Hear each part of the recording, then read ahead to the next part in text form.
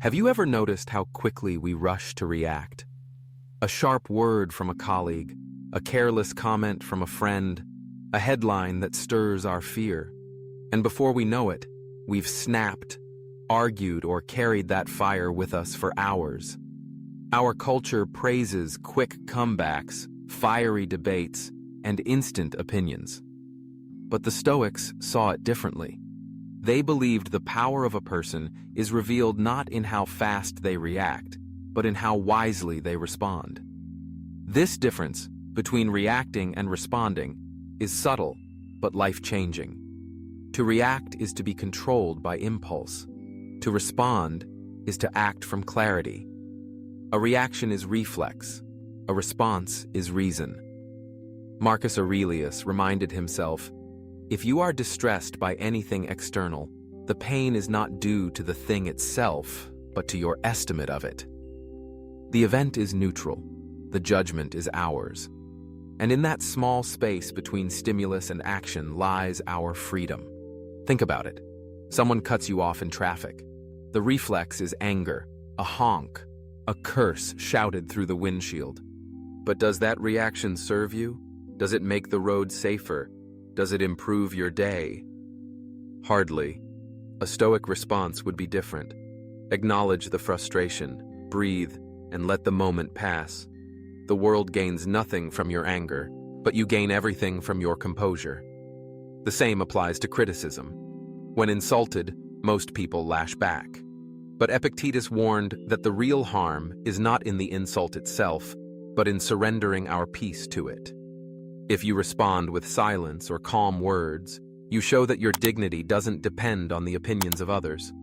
As the Stoics taught, character is revealed not in comfortable moments, but in moments that test our restraint. There's a story told of Socrates, who once endured the scolding of an angry man in the marketplace. When asked why he stayed quiet, he replied, "Should I be angry at a man who kicks me when a donkey would do the same?" He knew the truth. Not every blow deserves a counterblow. To react is to descend to the same level. To respond with calm is to rise above it. Now, this doesn't mean Stoics avoided action. Far from it. They believed in justice, in courage, in speaking truth when necessary. But they trained themselves to pause before acting, to measure their words and deeds against virtue, not against ego.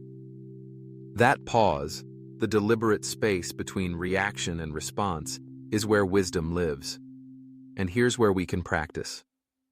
The next time you feel your temper flare, pause. The next time your pride bristles, breathe. Ask yourself, is this my reason speaking or my impulse? You'll find that most moments don't need a reaction at all, but when a response is required, it will carry weight because it comes not from haste, but from strength. This is the heart of Stoic practice. Don't react, respond. In silence, in patience, in measured action, we find our greatest power. If these words resonate with you, I invite you, support this channel by liking this video, subscribing, and sharing it with someone who struggles with quick reactions. Together, we can learn to reclaim that small but powerful space between impulse and action. One of the greatest tests of this practice comes in our relationships. Family, friends, partners. These are the people closest to us, yet often the ones who trigger us the most. A single careless phrase from someone you love can hurt more than 100 insults from a stranger. And it's here, in the heat of intimacy, that the art of responding rather than reacting becomes most essential. Think of an argument you've had at home. Maybe your spouse snapped after a long day. Maybe your adult child dismissed your advice. The easy thing, the instinctive thing, is to snap back, to defend yourself, to prove you're right. But how often does that reaction bring peace? More often, it adds fuel to the fire. What begins as a spark grows into a blaze, not because of one word, but because of two people reacting to each other, each feeding the flame. The Stoics remind us, someone must be the steady one, the anchor in the storm.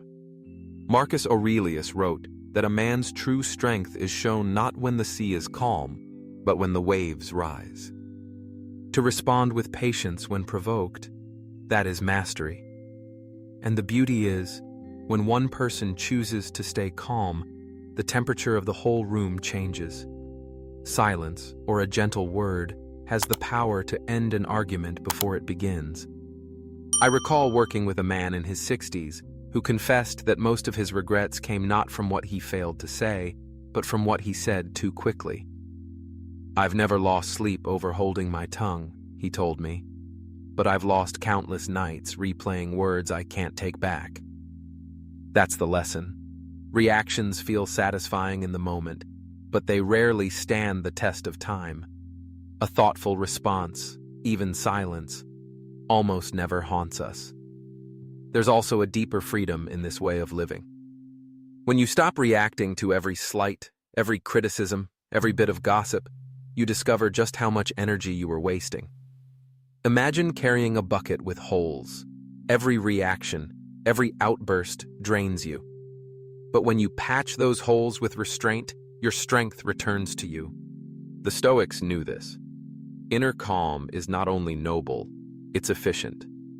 It allows you to direct your energy where it truly matters. Of course, this practice doesn't mean you never speak. Responding doesn't mean silence forever. It means your words are chosen, measured, aligned with your values. Seneca put it beautifully. The greatest remedy for anger is delay. That pause gives space for wisdom, and in that pause, you might realize that the best response is no response at all, or that a soft truth, spoken once, is more powerful than 100 sharp words. So let me turn the question to you. How would your relationships change if you chose to respond instead of react? Would there be fewer arguments at the dinner table? Would you feel lighter, freer, less burdened by the need to win every small battle? If this message stirs something in you, I encourage you, pause right now and support this journey. Like this video, subscribe to the channel, and share your thoughts in the comments. Tell me, what's one moment in your life when silence or patience saved you from regret? Your story might help someone else who's listening today. There's a story told about Marcus Aurelius that I often return to. As emperor, he was surrounded by critics, gossips, and rivals. Every day, people questioned his decisions, mocked his philosophy, even plotted against him. By all rights, he could have answered every insult with power, crushed every critic with authority. Yet he often chose the opposite, to remain silent, to let his actions speak, to remind himself that noise does not diminish truth. This is the final lesson of Stoicism in the face of conflict. Our dignity doesn't come from defending ourselves at every turn. It comes from living so steadily, so consistently, that no defense is necessary. To react is to fight for approval. To respond, or sometimes to stay silent, is to rest in self-mastery. Think of it like this. Life is full of sparks. A stray comment, a mistake, a delay, a slight. Each spark lands before you. Will you throw fuel on it with your reaction, or let it die out with your restraint? One path burns your peace, the other protects it. And that choice belongs to you every single day. But here's the paradox. Responding doesn't just protect you, it influences others. When you remain calm, you become a mirror, reflecting back a higher standard. Your silence disarms anger. Your patience unsettles those who thrive on conflict. And your steady presence teaches others, without a word, what real strength looks like. The Stoics weren't superhuman. They too felt anger, pride, fear. But they practiced something rare. They built a pause into their lives. Between stimulus and response, they carved out space for reason. And in that space, they found freedom. It's a freedom you can practice too. Not tomorrow, not someday, but now, in the next moment you're tested. So I leave you with this question. What's one place in your life right now where you can stop reacting and start responding? Maybe it's at work, where emails spark frustration. Maybe it's in family, where old wounds tempt you to lash back. Or maybe it's within yourself, when self-criticism rises like a storm. Wherever it is, remember, you don't have to fuel the fire. You can choose peace. If you've made it this far, it tells me something. You're serious about growing stronger, calmer, freer. If that's true, then let's walk this path together. Please like this video, subscribe to the channel, and share your reflections in the comments below.